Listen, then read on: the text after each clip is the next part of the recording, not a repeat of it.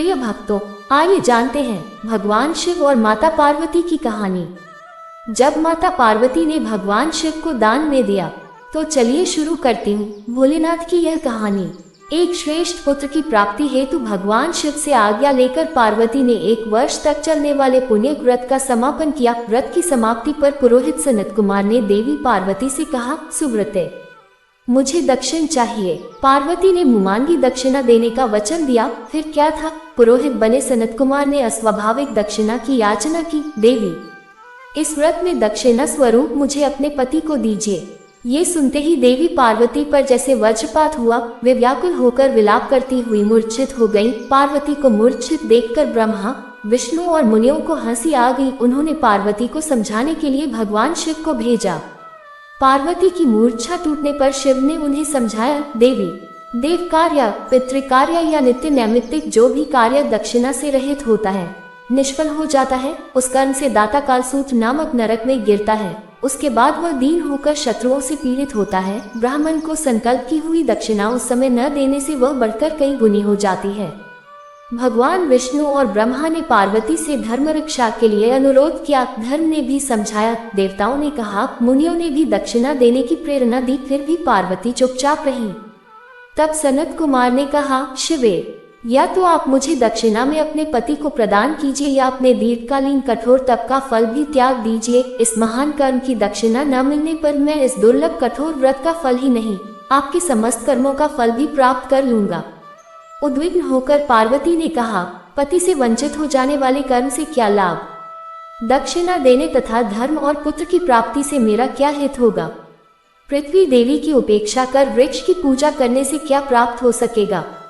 साध्वी स्त्रियों के लिए पति 100 पुत्रों के समान होता है। ऐसी स्थिति में यदि व्रत में अपने पति की ही दक्षिणा दे दी जाए तो पुत्र से क्या लाभ?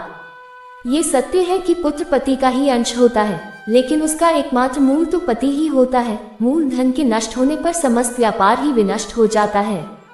उसी समय आकाश में देवताओं और ऋषियों ने एक रत्न निर्मित रथ देखा जो पार्षदों से घिरा था। उस रथ से श्री नारायण उतरकर देवताओं के सम्मुख उपस्थित हुए। उन श्री नारायण को ब्रह्मा, विष्णु और शिव ने रत्न सिंहासन पर बैठाकर उन्हें प्रणाम किया और हाथ जोड़कर गदगद कंठ से स्तुति की। वहां का सारा वृतांत जानकर श्री नारायण ने कहा, शिवप्रिया, पार्वती का ये व्रत लोक शिक्षा के लिए है, अपने लिए नहीं, क्योंकि ये तो स्वयं समस्त व्रतों एवं तपस्याओं का फल प्रदान करने वाली है। इनकी माया से ही चराचर जगत मोहित है। फिर उन्होंने पार्वती को संबोधित कर कहा, शिवे, इस समय तुम महादेव जो की दक्षिणा में देकर अपना व्रत पूर्ण कर लो, फिर समुचित मूल्य देकर अपने जीवन धन को वापस ले लेना। गौ की भांति भी विष्णु के शरीर में है, अतः तुम ब्राह्मण को गौमूल्य प्रदान कर अपने पति को लौटा लेना। ये कहकर वे अंतर्धान हो गए। तब पार्वती प्रसन्न मन से अपने प्राण सर्वस्व को दक्षिणा में देने के लिए तैयार हो गई। उन्होंने हवन की पूर्णाहुति की और अपने जीवननाथ शिव को दक्षिणा रूप में दे दिया। इसके बाद उन्होंने पुरोहित सनत कुमार से निवेदन किया, विप्रवर, गौ का मूल्य मेरे पति के बराबर है। मैं आपको अत्यंत सुंदर 1 लाख गौएं प्रदान करूंगी। इसके बदले में आप मेरे जीवन सर्वस्व को लौटा दे। प्राणनाथ के मिल जाने पर मैं पुनः ब्राह्मणों को विपुल दक्षिणाएं प्रदान करूंगी। तब सनत कुमार ने पार्वती से कहा, देवी, मैं ब्राह्मण हूँ, मैं 1 लाख गौएं लेकर क्या करूँगा? इस दुर्लभ रत्न के सामने 1 लाख गौओं की क्या तुलना? मैं इन्हें साथ में लेकर त्रिलोक में भ्रमण करूंगा। उस समय समस्त बालक इन्हें देखकर प्रसन्नता पूर्वक ताली बजा बजा कर अट्टहास करेंगे। कहने के साथ ही सनत कुमार ने भगवान शिव को अपने पास बैठा लिया। ये सुनकर पार्वती जलहीन मछली की भांति छटपटाने लगी। उन्होंने मन ही मन सोचा, कैसा दुर्भाग्य है मेरा कि मुझे न तो अभीष्ट देव का ही दर्शन हुआ और न ही व्रत का फल प्राप्त हो सका। अधीर होकर वे अपने प्राण त्यागने के लिए प्रस्तुत हो गईं। अकस्मात उसी समय आकाश में तेज समूह प्रकट हुआ। उस तेज समूह को देखकर पार्वती ने उससे अपने ऊपर दया करने को कहा और उस महतेजो राशि के मध्य विश्वमोहन श्री कृष्ण स्वरूप का दर्शन किया। ऐसे भुवन मोहन अनूप रूप को देखकर भगवती पार्वती उसी के सदृश पुत्र की कामना करने लगी और उसी क्षण उन्हें वह वर भी प्राप्त हो गया। तदनंतर वह तेज वहीं तिरोहत हो गया। तब देवताओं ने ब्रह्मपुत्र सनत कुमार को समझाया। सनत कुमार ने दिगंबर शिव को उनकी प्राणेश्वरी पार्वती को लौटा दिया।